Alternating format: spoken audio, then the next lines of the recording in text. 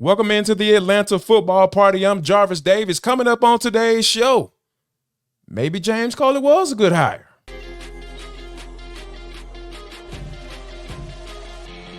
This is Locked On Sports Atlanta, and it's time for the Atlanta football party, only on Locked On Podcast Network, your team every day.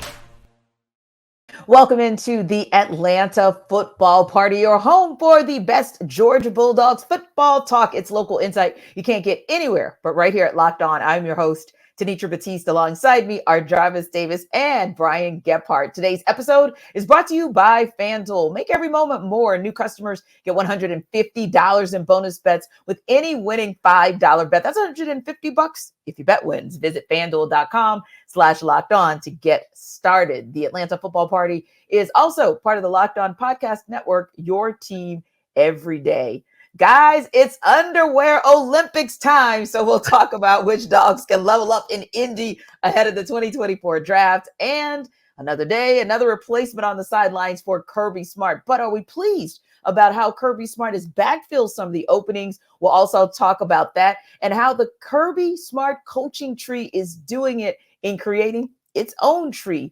So Kirby Smart made it official Monday afternoon, announcing the hires of new assistant football coaches James Coley and Josh Crawford. Coley, of course, will coach Georgia's wide receivers as a replacement for Brian McClendon. He, of course, who left to coach the receivers at the Tampa Bay Buccaneers. Crawford was tabbed the new running backs coach and run game coordinator, taking over for Dell McGee, who's named head coach at Georgia State. Brian, you said you don't love this hire or really rehire of Coley, but why so? So we have a little text group going on. And initially when this thing came down, I instantly was like, because it just felt like such a, all right, kind of like getting the band back together, much like the Bobo hire, but it wound up working out. Now that I've had a few days to decompress, and maybe it's good that we don't instantly react all of the time.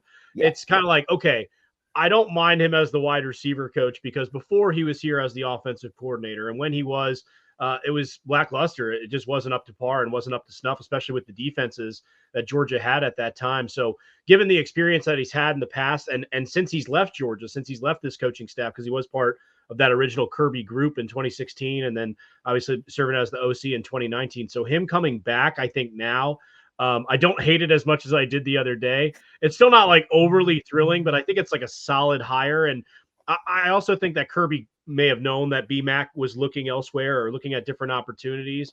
I know we'll talk about the McGee hire. I think McGee was a little bit more of a surprise for him, but Coley's got really strong recruiting ties to South Florida. That's the thing that's been really good about him. He was able to bring in a couple 5-star guys, not even necessarily at the positions that he coached and stuff. So he's going to be huge in that aspect. And there's a lot of offensive talent, specifically wide receiver talent, that comes out of that South Florida hotbed. So he's going to be a big help in that regard.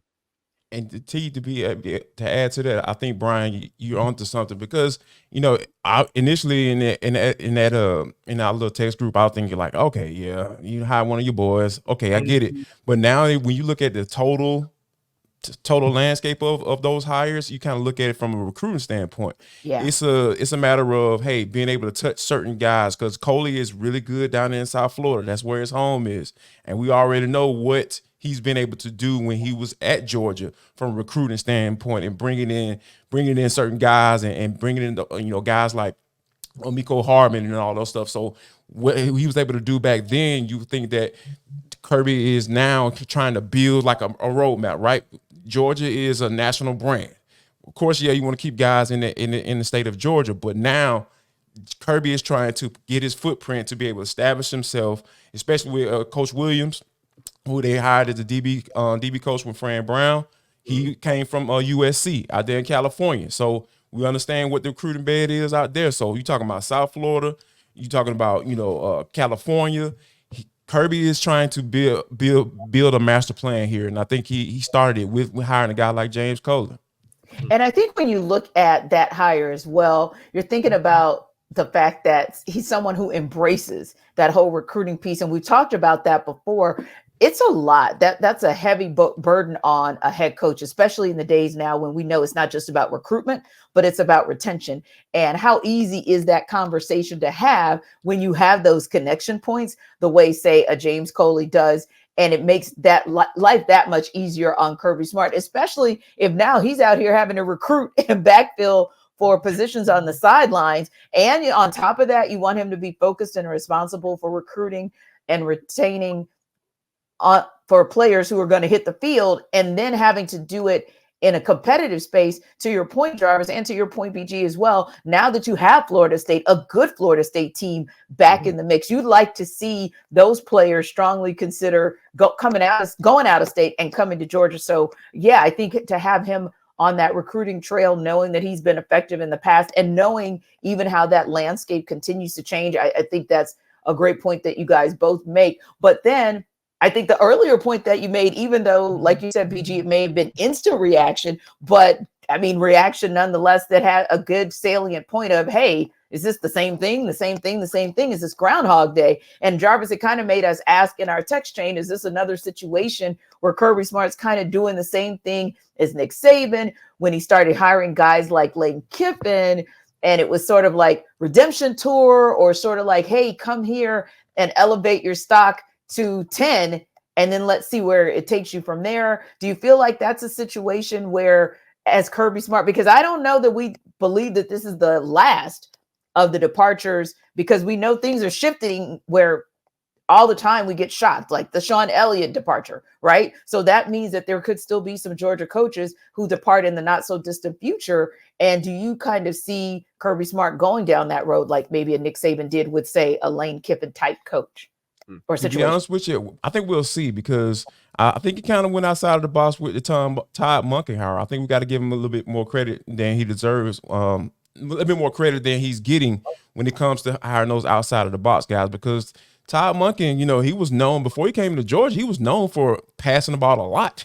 And that was probably one of the reasons why he wasn't in the NFL anymore, and he was trying to get back there. Everybody knows what he was trying to get back there. So, and then it kind of came to fruition again in Baltimore in the playoff game, and he was throwing the ball a lot as well. So I think that overall, though, I think it really boils down to the coordinators piece, right? Like if they lose both of their coordinators, say they lose both of their coordinators in the offseason, coming up. And I think that, Kirby is kind of say, okay, because we know guys, their roster, their coaching staff has been poached for a head coaching job. You got Dell McGee, you got Fran Brown, who's went on to become head coaches before, and the head coach out of Oregon, who name is Dan Lanning out there in Oregon.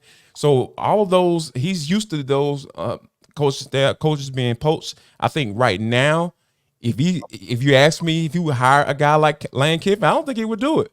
But I think it remains to be seen whether or not we'll be able to answer that question, because I don't know if Kirby will make that type of hire. And we know that Nick Saban had to make that type of hire.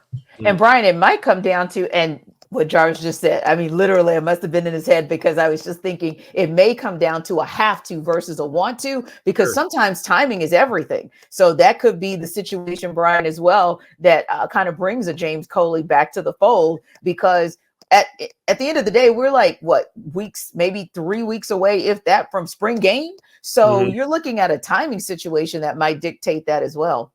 Yeah, it's all right. Who do I know that's actually available right now? Not that you can't just go and poach, because we continue to see that these assistant coaches are being grabbed from this spot and grabbed from this spot.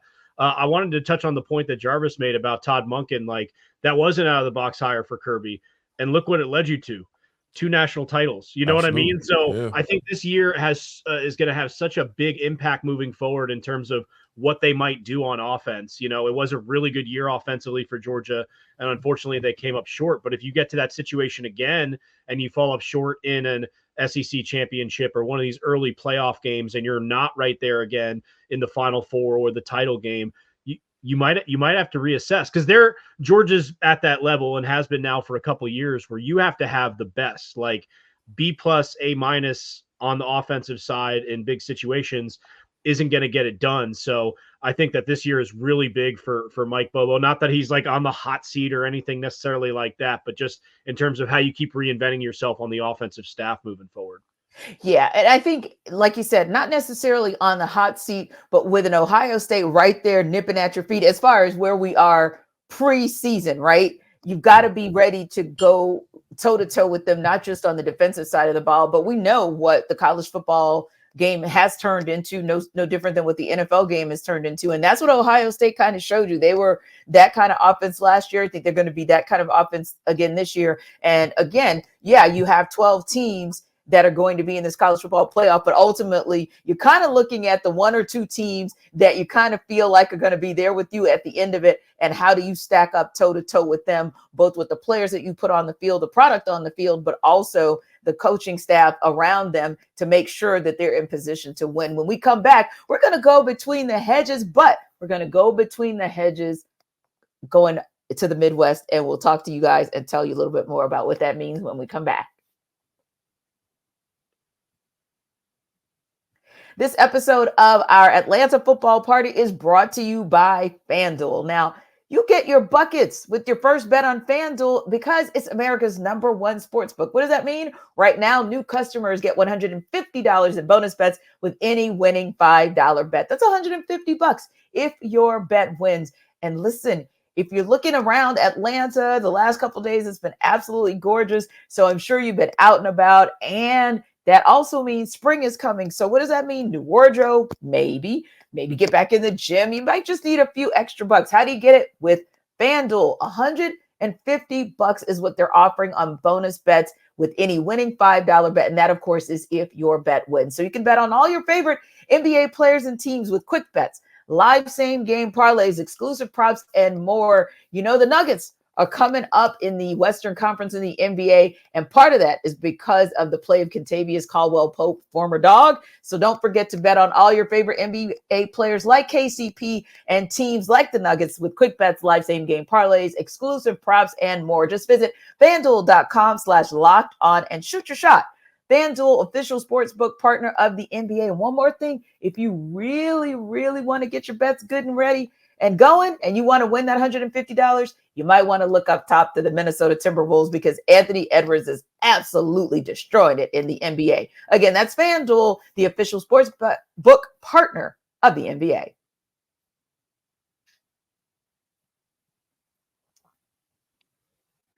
All right, guys, it is time for the Underwear Olympics. Although one of our co-hosts on another show was like, don't call it that. I'm really passionate about it. Okay, other Atlanta Football Party co-host Aaron Freeman. It is what it is, man. It is what it is. But it's so much fun when you get to talk about what the Dogs are doing up there. They're one of the teams with the most players, 11 players to be exact, only maybe one or two other teams sending 12 players to the combine. And that means essentially that every player who declared for the draft from Georgia got an invite. That's impressive. And over the last couple of years, we've kind of become accustomed to not just Georgia players getting the invites, but absolutely impressing. And there's a strong chance for this class to do the same. Dejon Edwards, Kendall Milton, Ladd McConkey, Marcus Rosemead, Jack Saint, Brock Bowers, Amarius Mims, Sedrick Van Pran-Granger, Zion Logue, Javon Bullard, Kamari Lassiter, and Tyke Smith, in case you forgot all 11 who are going to be there in Indianapolis. But listen, Jarvis, you were down in Mobile a couple of weeks ago at the Senior Bowl, and several Dogs also competed there. They really helped to improve their draft stock, including McConkey, Smith, and Bullard. When you look at those three guys, let's start right there. Do you see them having the opportunity to improve their stock this week? And we know you're going to be up in Indy starting tomorrow as well. So do you see that happening? And if they can improve their stock, how do they do it? I think the one who has the biggest opportunity, we just talking about those big three names, those three, it has to be McConkey, because if that dude goes up there and runs a sub 4.4, I promise you. And I think the biggest thing for him is not necessarily a drill or anything like that. It's his medicals. If that dude medically gets cleared and runs that 4.4, I mean, sub 4.4, oh my gosh. I'm telling you, the dude might mess around and go first round, because I think that when you look at the tape and what he's been able to do when he was on the field, the dude is hyper productive. And I think that, being that I know people want to, focus in on him being a slot wide receiver solely, I think more than likely. But when you're talking about in today's offense where teams are running out 11 personnel, the Falcons, more than likely they're going to be running that type of system. Mm-hmm. Like that, there's value in that. There's value in that slot wide receiver that can defeat one-on-ones, because more than likely, most of the time that's your third best corner And, that's slotted in that slot. So if you have a guy that can take advantage of that and has a two-way go, a guy like Ladd McConkey, oh my gosh, you talking about straight up value. So yeah, I think McConkey, out of those three, I think that he's the guy that has the biggest opportunity to make a lot of money. Mm-hmm. Yeah, I think it's Ladd McConkey as well, just to piggyback off of what Jarvis said. And I think he's got the kind of the widest range of outcomes, too, of any of these players for Georgia, because if he doesn't do well, there's been so much hype about his explosion and about this and about that. So if he doesn't necessarily perform well at Indy, I think he could drop into the third round where he's being talked about in the back of the first round. We had Matt Miller join us on 680 yesterday, one of the better draft analysts out there. And he had talked about his potential fit with the Kansas City Chiefs at the back end of the first round. And listen, any wide receiver who gets drafted by Kansas City is going to be in a good spot, right? They're going to have a chance to succeed. And you envision all those moments with Marquez Valdez-Scantling, and it's like, okay, if Ladd can do that, but he'll catch it. You know what I mean? Like he'll actually catch the rock too. Right. So if he gets an opportunity to do that role, I mean, his star level will take off right away. But I think he could go anywhere from back end of the first to kind of end of the third, depending on how he does in Indy this week. Yeah, Matt Miller's been consistent with that. I had him on my ESPN radio show this past weekend, and literally talking about Ladd McConkey was like his happy place. So yeah, absolutely, he sees that potential. But you're right about him. He's that guy who, if it goes extremely well, he could vault his way into a late first round pick. But unfortunately for him, it's almost like a do or die situation, because just as easily he could get himself back into one of those mid rounds. And we're talking about a totally different conversation than what we would be talking about if he's fortunate enough to get to Kansas City. And you look at, speaking of those guys, BG, who, if they don't do so well, from that initial three who did well at the Senior Bowl, McConkey, Smith, and Bullard, obviously McConkey has like a super chance to be able to make the biggest leap ahead. Which dogs have the most to lose out of those three? And then we'll go through the other dogs as well. But which out of those three have the most to lose should they not have a good showing in Indy? Is it McConkey, or do you feel like that could be the fate for Smith or Bullard?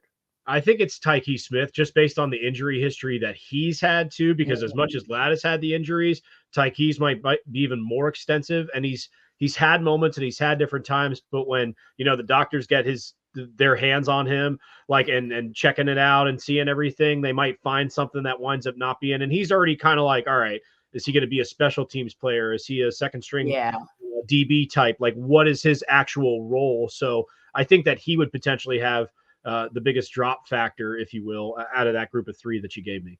I'll go with Javon Bullard, because when you think about like the playmaking skills that he brings to the table, I think a slow 40 time will kill him. I mean, that's the case for a lot of DBs, because especially he's a little bit smallish. Well, I think like 5'11", so he's not the biggest guy in the world. So for him to go out there and run like a 4.6, a 4.7, that could be something that can really push him back down people's draft boards, because that's what, not only being able to study tape and be able to make those plays, they want to be able to see if you have that top end speed to be able to guard on the back end and be that last line of resort as a DB.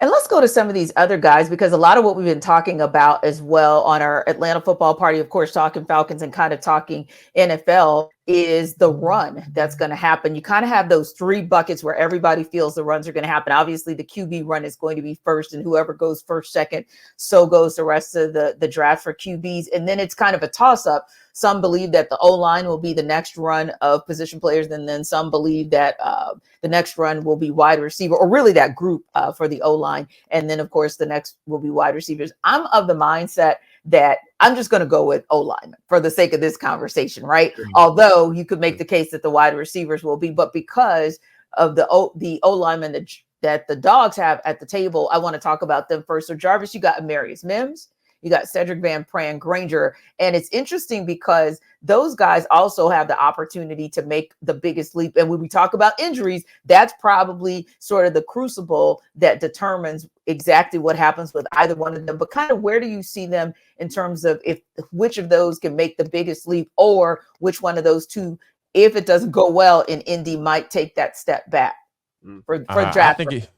I would probably have to say Amarius Mims, because I know that there are some people who think he might fall to the second round. I don't see how that would happen. So I think is once you start seeing those wide ranges of draft, projections, that's when you have to kind of start getting concerned about, how they perform. Because at the end of the day, a lot of times the combine, sometimes some scouting departments puts a little bit too much stock into it, and some don't put enough. You know what I mean? So I think it's all about finding the balance between the tape and the numbers, right? Based off of what you've seen on film and based off of what you see when you go up to Indianapolis. And I think that Amarius Mims is a guy, because we talk about going from first round to second round. Now, some NFL players don't really, will prefer probably to go outside the second round because of that whole fifth-year option piece, or you get to that second contract quicker. But I think just to be able to get, but that guaranteed money is for real in that first contract. So I think that, if you was a smart man, I think Amarius Mims is the guy that stands to lose the most if he doesn't perform well up there at the combine. It's going to be shocking to me if we get to April and Mims isn't a first rounder. Like I just don't see it. But with Van Pran, it's going to be really interesting for him, because I think he's going to do awesome in the interviews, any sort of interaction that he has with anybody. People are going to love this guy. But I think it's going to be really important for him to show his lateral quickness. That's one of the things that he's, if there's something to knock on him for, he's very smart, very good north and south. Really good leader, all those intangibles you want, especially at center, someone who's going to be working directly with the quarterback. But like his shuttle and some of the other quicker drills, it's going to be interesting to see how he does, how he performs, because he could get himself up into that like mid top end second round, or he could drop himself all the way down, into the fourth round. And he's a guy, to me, again, it would be a surprise if he wasn't a day two guy, but I'm interested to see how he does with some of those lateral agility drills. Yeah, I'm just interested in seeing him have on black and yellow. So just want to throw that out there because, hey, we're in need of a center in Pittsburgh, just saying. And, we really like those dogs. It works for us. Especially, right. And we've had good, and I joke about that, but real talk, we have had some success there on the offensive line drafting dogs. So I think, that could be a potential good fit for him, and also the versatility, because to your point, Jarvis, we've seen some good versatility out of Broderick Jones. And so there might be an opportunity there, and you could really see that staff being able to take advantage and develop him. I mean, could you see an Arthur Smith having an opportunity as the OC, having somebody like him? And we know the history of just centers, period, for Pittsburgh Steelers, like Ronnie Dawson, the Pouncey brother, like all of those guys, they've all traditionally just had a great history of having good centers to just lock things down in the middle of that offensive line. So I think Arthur would love to have a guy like Van Pran, for sure. Indeed. And one more before we wrap up, guys, because of course, and again, it depends on where you sit. You might think that the wide receivers are, and it may be a two-part run, BG. So this may actually be perfect for what Georgia brings to the table as far as the wide receivers, the other wide receiver, if you will, and Marcus Rosemy-Jacksaint, because I feel like with the wide receivers, it may be a two-part run, right? It may be your QBs out of the gate, and then either your O-lineman or your wide receivers, or maybe QB, first run of wide receivers, O-lineman, dip a little bit, and then you come back and have that second run of wide receivers in the draft. Where do you see Marcus kind of landing there, and what can he do during this combine week to kind of up his draft stock? Yeah, some of his speed, drills and everything are going to be pretty essential for him and his success and where he winds up going and all of that. But I think he winds up going, he's going to be a fourth, fifth, sixth rounder in that spot. Ultimately wind up as a special teamer, kind of a wide receiver 4, wide receiver 5 type. If he can carve himself out a Chris Conley type career, which has been, I can't believe how long he's been able to stay in the league. I think he's on season 9 this past year and getting a ring. So if he can get that kind of a role in the NFL and just find different ways to be a part of the team and make a big impact on special teams, I think that's what the future holds for Rosemy-Jacksaint. Yeah, and I love that as we wrap up, because we always talk about Kirby Smart impressing upon his players that, hey, you get the skill set, get the basic core skills, be ready when your number's called. And you just called it. Chris Conley, Mecole Hardman. We know what we saw this past Super Bowl, so it could definitely happen. When we come back, we'll talk a little bit more about the expansion of Kirby Smart's tree on the other side.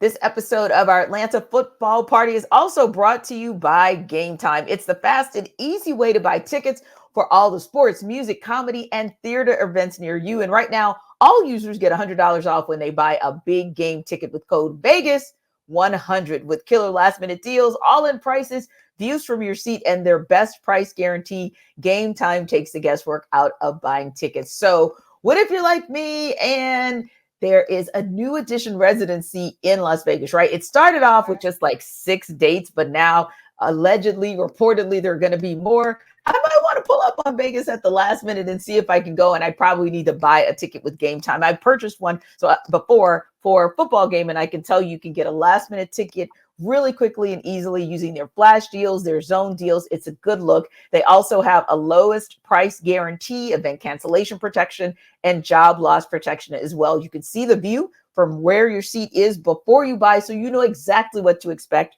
when you arrive. Take the guesswork out of buying tickets with Game Time right now. All Game Time users get $100 off a big game ticket with code Vegas100. And that could be, when you talk big game tickets, well, you got some NBA playoffs coming up. And of course, you've got March Madness as well. Terms do apply. So just download the Game Time app and use code VEGAS100 for $100 off a big game ticket. If you're not going to the game, use code Locked On for $20 off your first purchase. Still a good look. Download Game Time today. Last minute tickets, lowest price guaranteed.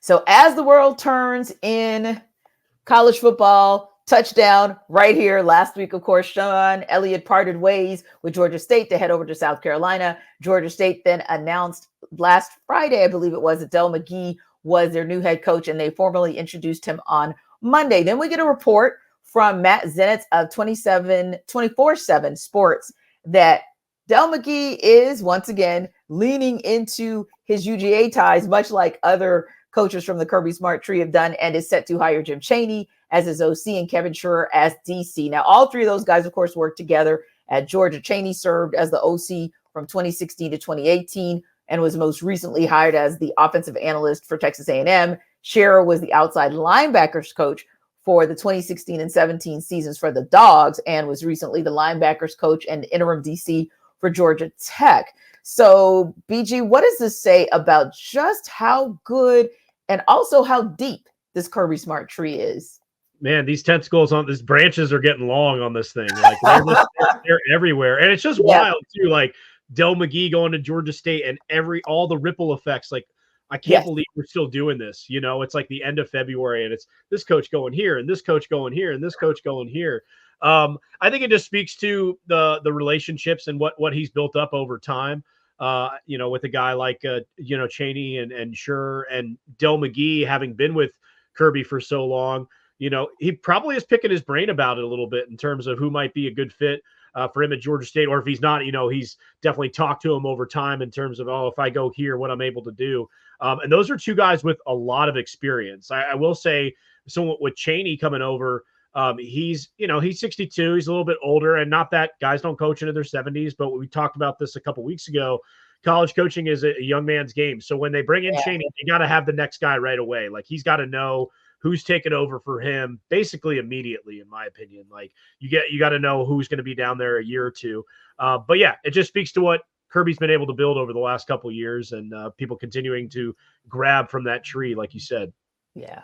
And I think it's the end of an era, because Dell McGee is the last guy that was on Kirby Smart's original coaching staff in 2016 when he was hired. So I think it just goes to show you how, like, you talking about from 2016 to 2023, you start off with a certain amount of guys or certain guys, and then you just constantly have to change and move things around and reevaluate, like we talked about earlier, as far as being able to hire that guy, the guy that you wouldn't normally, outside of the box guy. He didn't have to do that until he hired Tom Bonke. And then, hey, back-to-back national championships. So I think that this is something that Kirby Smart should get used to, especially when you got a guy like Dell McGee going out the door, and we know the history of running backs. Only have to go through all the names, and we know what he's been able to do, being able to recruit guys and bring guys in. So I think it's an end of an era as far as, hey, this is my last guy going out the door from my original coaching staff, and it's a new day. It's a new day in college football, period. So I think for him to be able to play something like that, it's going to be something that we're going to keep an eye on going forward.